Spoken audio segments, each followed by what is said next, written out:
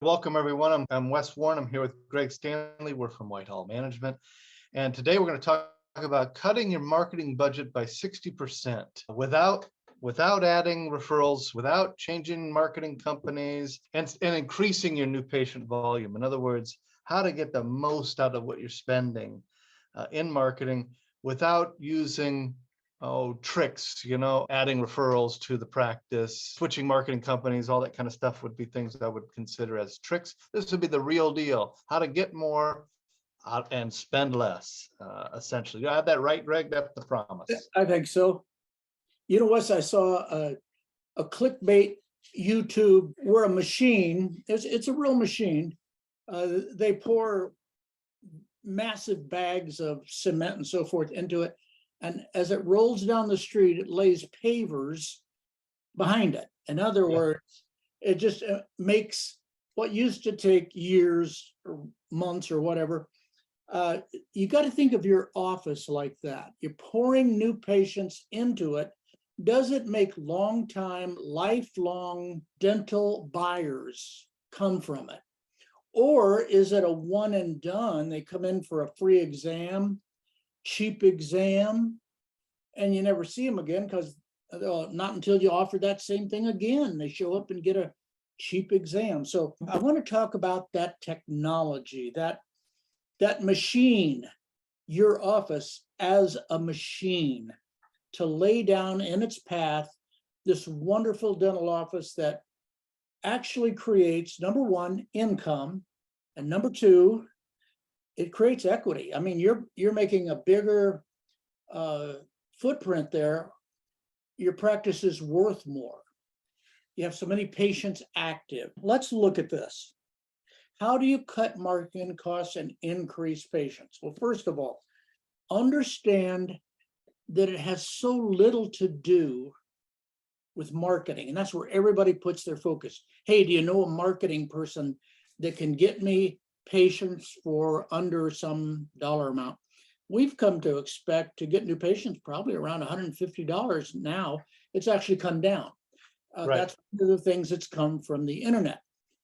Number two, they come to you a lot of times a little bit better prepared because they saw you or looked at your Google reviews or whatever. So they come in a little bit more believing in you as opposed to super skeptical. So what you got to face is new patients, though you can manipulate and massage who they are a little bit as you reach out to them and kind of get people that fit more in line with your portfolio or your profile, I should say. There's so much you can do with that. But then they queue up. They call on the phone, and your person either handles the call perfectly or botches it. When they botch that call, it literally increases your marketing cost. If there's any predictability in the screw up, probably 60%. It probably that alone. Okay, finally you get one that's ready enough and they show up. I think most doctors kind of go, yeah. I know. I think we got to stop there, Greg, and point out how big of a deal this is. I actually today listened to 3 phone calls from offices where the team members botched these phone calls, one after the other. You have to take it upon yourself to audit your team. You've got to stand them up and say, okay, how do you handle a new patient phone call? What's the script? What do you say? I'm a new patient. You got to go and pretend. You've got to actually call and listen to them. They got to get this down perfectly. If you're spending money on marketing, that's why you're listening, because you want to cut that budget. Realizing that most offices run at around 50% efficiency on converting new patient phone calls. So there's huge opportunity to get this right, but you have to be all over these people. And it takes a few months really for them to get it down to the level where you can have excess new patients to where you can cut your marketing budget. So that is hugely important as step one. You know, with getting patients now that look at your Google reviews, that's all good. They're more trusting of you. but they also come from a source that reminds them how many dental offices are out there that also have good Google reviews. In other words, it's a mixed blessing. Yeah, if they mess up that call because they're not engaged, they're not trained, they don't care, they're not bonused for how this turns out, whatever you want to look at, yeah, there's 50 to 60% more. In fact, I saw a statistic, half the people do not make an appointment. Okay. Yeah. And 30% of those don't show up.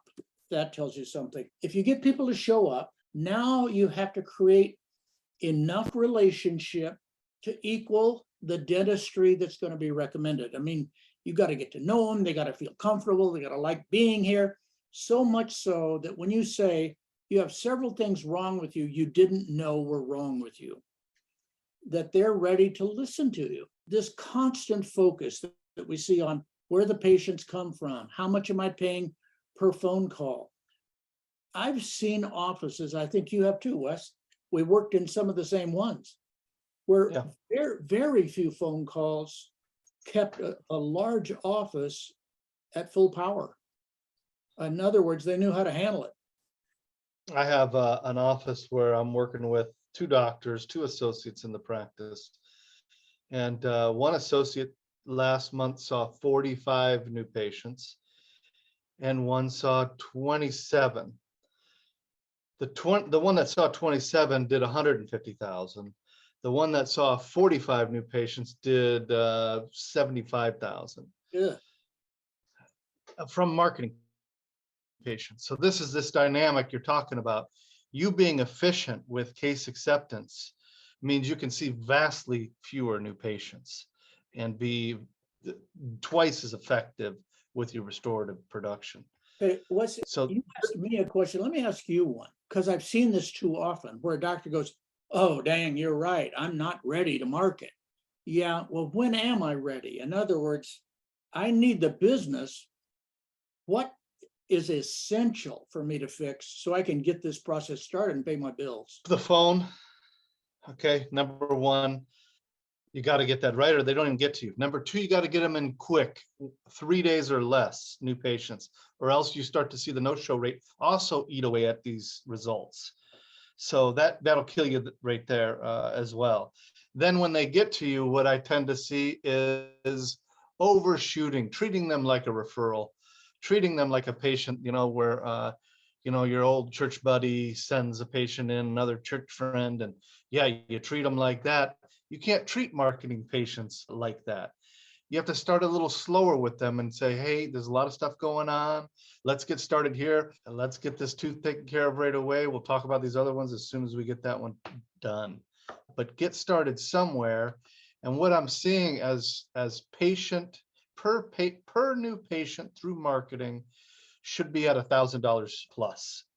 Meaning if you distilled out the new patients you saw last month, and you looked at the treatment that was scheduled from those patients in that month, you should come up with a rate around $1,000 per new patient. Doctors that struggle in your marketing, we see this a lot, 600, 500. I had one today, it was at 400 actually, and we got to double that. We got to actually even triple that one. So when you're down that low, more new patients really doesn't fix it. They're taking up hour time slots. Yeah, I mean, it can work against you actually. So you're saying basically they're not yours. They haven't drank the Kool-Aid until you've done a tooth, something restorative, not just hygiene, but that's when they're yours. It's important to put people into two buckets, Greg, like you always talk about. You talk about expected treatment and unexpected treatment.